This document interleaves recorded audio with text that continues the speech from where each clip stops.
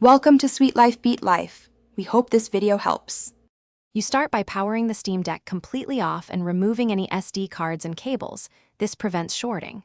Once off, flip it over and remove the rear screws, keeping them grouped by length so you won't mix them up later. Make sure you ground yourself with a strap or by touching a grounded metal object. This protects the tiny M.2 2230 SSD and the motherboard. From here, gently lift the rear panel. You're ready to access the SSD bay without rushing.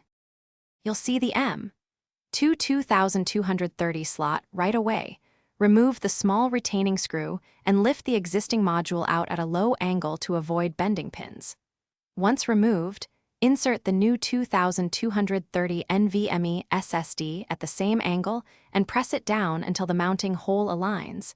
Then secure with the original screw. Make sure any ribbon cables or battery connectors you nudged are reseated exactly.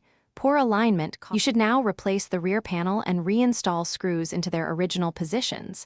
Tighten them evenly but don't over-torque because the plastic can strip. Once reassembled, boot the deck and enter BIOS or system settings to confirm the new SSD is detected. If you plan to clone, proceed now. Otherwise, install the OS. If the SSD does not appear, power down, reopen, and reseat the module. Make sure the mounting screw makes solid contact and that no cables were pinched during reassembly.